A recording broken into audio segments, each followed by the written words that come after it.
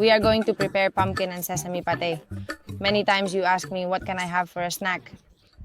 Because we want something that satisfies us, that we like, something a bit indulgent, but that is healthy. This pumpkin pâté is ideal. It is an alternative to the classic hummus that we all know, but with vegetables, with a pumpkin. The pumpkin is a food rich in antioxidants. It contains beta-carotene, which is essential for our skin, for our vision, and it will provide us with many vitamins and minerals. And the sesame, which in this case we will use in the form of tahini, a sesame cream, is rich in calcium and iron. And what ingredients do we need? We need 200 grams of pumpkin. The pumpkin must be peeled, well chopped, and we will roast it in the oven.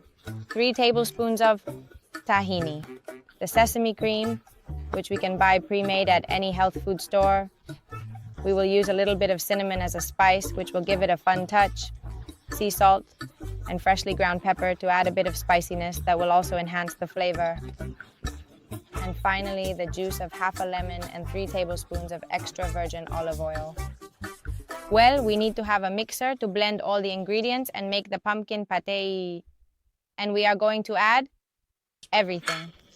First, the pumpkin, as I mentioned, 200 grams of pumpkin that we have previously roasted in the oven. Next, we will add the sesame cream or tahini, as it is also called. This is an ingredient that is also used to make chickpea hummus. We are going to add the spices, cinnamon, sea salt, and freshly ground pepper. I usually use a mix of several types of pepper: red pepper, white pepper, and black pepper. But you can use whichever pepper you prefer. We are going to add the oil, 3 tablespoons of olive oil, and finally, we squeeze a little lemon. You can add more lemon or less lemon depending on how much acidity you like, but half a lemon is enough. We already have all the ingredients in the blender, and now we are simply going to blend well so that it becomes creamy.